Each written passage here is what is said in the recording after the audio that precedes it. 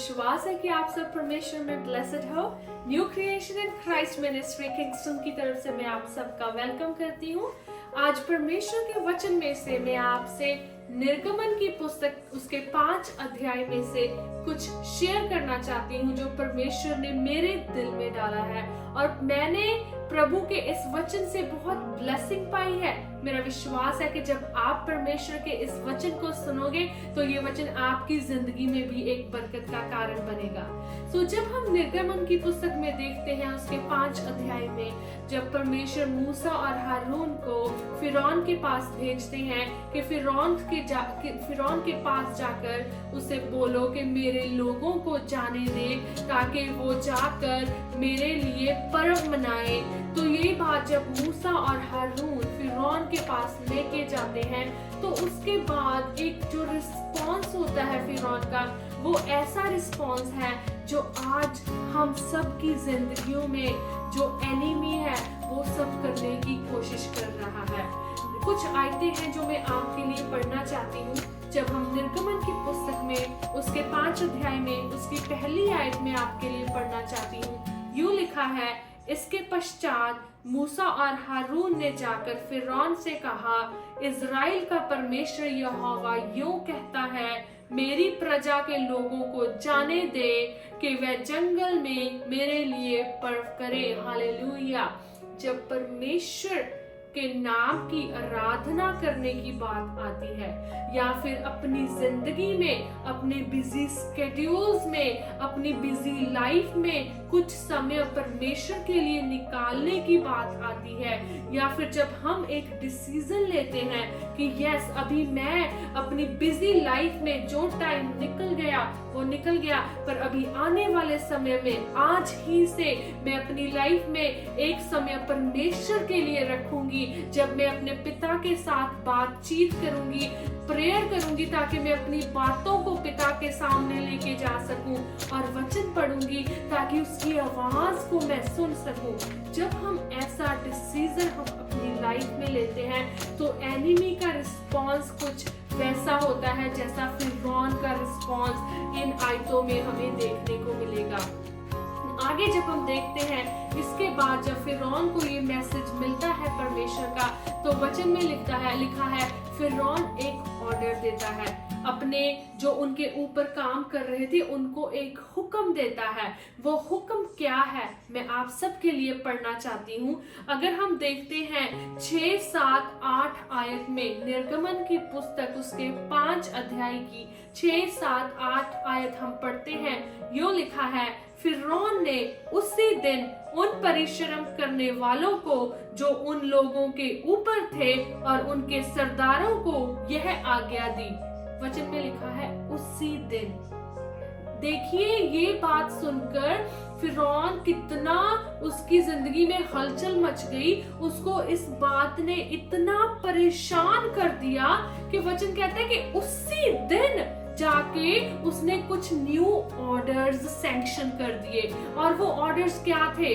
वचन में लिखा है कि वो कहता है कि तुम जो अब तक ईंटें बनाने के लिए लोगों को पुआल दिया करते थे वह आगे को ना देना, वह आप ही जाकर अपने लिए पुआल इकट्ठा करें। तो भी जितनी ईंटें अब तक उन्हें बनानी पड़ती थी उतनी ही आगे भी उनसे बनवाना। हालेलुया।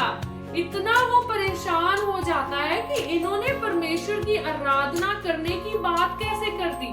इससे पहले सब कुछ बड़ा नॉर्मल चल रहा था। इज़राइल जो थी वो मिस्र की गुलामी में थी, उन्होंने मजदूरी पर रखा हुआ था इजरायलियों को। जब हमारे परमेश्वर यहोवा ने डिसाइड किया कि अब मैं अपने लोगों को इजराइल मिस्र की उस बंदिश से निकालूंगा, और परमेश्वर की पहली बात से ही वो फिरौन इतना परेशान हो गया कि उसने उनके काम को दुगना कर दिया। वो उस परेशानी की वजह से वो कहता कि इनको जो पुआल दिया करते थे हम ईंटें बनाने के लिए, वो भी नहीं देना। अभी ईंटें जो बनाते थे जितनी बनाते थे उतनी ही बनाएंगे, अभी इनको पुआल भी नहीं देंगे, वो भी ये खुद ही इकट्ठा करेंगे ताकि ये इतने बिजी हो जाएं कि इनको टाइम ना मिले ऐसी बातें करने का। अगर हम 9th वर्स में 9वीं आयत में देखते हैं, वो कहता है उन मनुष्य से और भी कठिन सेवा करवाई जाए कि वे उसमें परिश्रम करते रहें और झूठी बातों पर ध्यान ना दें। उसके लिए परमेश्वर यहोवा की आराधना एक झूठी बात थी।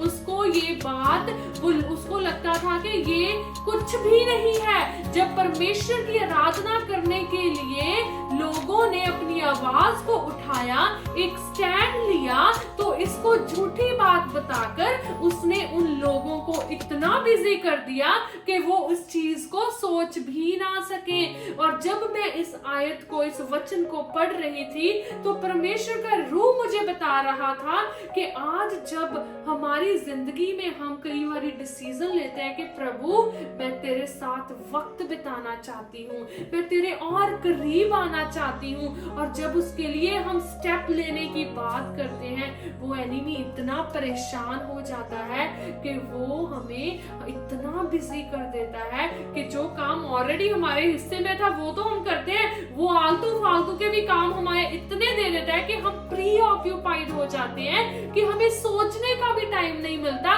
उन कमिटमेंट्स के बारे में जो हमने यहोवा के लिए की है। उसके लिए तो वो हमारी जिंदगी में इसको एक झूठी बात बना के रख देता है। झूठी बात क्यों? जब हम उस बात को पूरा नहीं करते तो वो झूठी ही ठहरती है। तो आज हमें डिसीजन लेना है, क्या हमने उसके इस एक्शन के सामने क्विट करना है या फिर हमने अपने परमेश्वर को एक कमिटेड टाइम देना है, क्योंकि हमारा प्रभु जो है उसकी हमारे लिए एक योजना है और वो चाहता है कि हम अपनी दुआओं को उसके सामने रखें और उसकी आवाज को सुने। और जब हम ऐसा नहीं करते तो हम उसकी आवाज को नहीं सुन पाते। क्यों? क्योंकि ये दुनिया के काम, ये वर्ल्डली चीजें हमारे माइंड को इतना भर देती हैं कि दुआ में बैठते भी हैं तो 100 चीजें हमारे दिल में चलती हैं कि हम प्रभु की ओर ध्यान नहीं लगा सकते।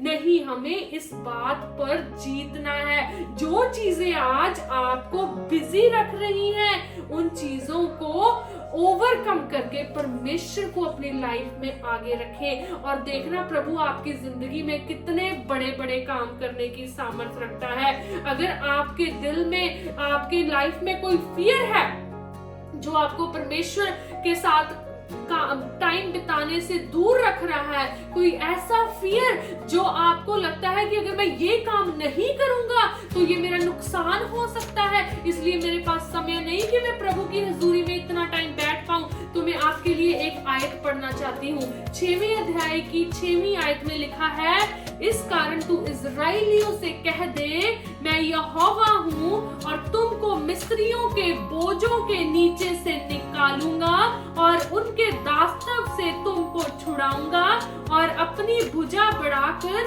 भारी दंड देकर मैं तुम्हें छुड़ाऊंगा। मैं तुम्हें अपनी प्रजा बनाने के लिए लूंगा और तुम्हारा परमेश्वर ठहरूंगा और तुम जान लोगे कि मैं तुम्हारा परमेश्वर यहोवा जो तुम्हें मिस्रियों के बोझों से निकाल ले आया है। जिस देश के देने की शपथ मैंने अब्राहम, इसहाक और याकूब को खाई थी, मैं तुम्हें वहां पहुंचाकर उसे तुम्हारा भाग कर दूंगा। मैं तो यहोवा हूँ। हालेलुया।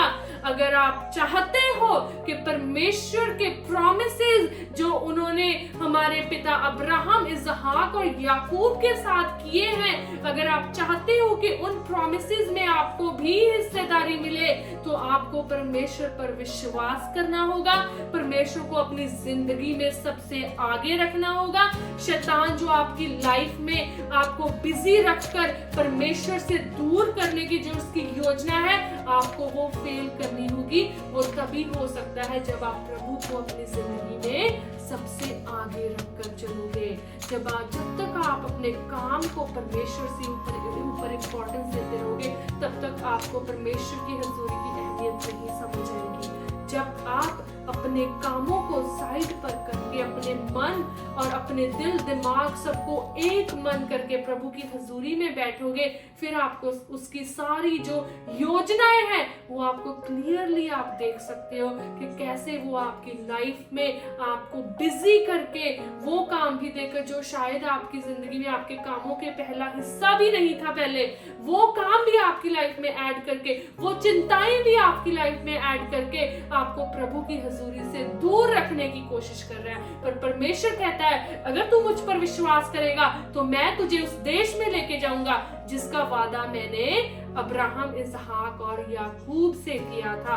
प्रभु आपको अच्छी चीजें देना चाहता है, पर उनको रिसीव करने के लिए हमें कुछ कमिटमेंट्स करने की जरूरत है, हमें अपनी जिंदगियों में कुछ चेंजेस लाने की जरूरत है, कुछ डिसीजंस बनाने की जरूरत है, और वो तभी हो सकता है जब हम परमेश्वर की हजूरी को अहमियत देना शुरू करेंगे अपनी जिंदगी में। मेरा विश्वास है कि आप अभी इसी समय ये डिसीजन बनाओगे कि आप प्रभु को पहले स्थान पे रख के फिर बाकी सारे कामों को, क्योंकि जब आप उसको आगे रखते हो, वचन कहता है बाकी सारी चीजें अपने आप पीछे हो देती हैं। प्रभु आप सबको बहुत ब्लेस करे। Praise the Lord.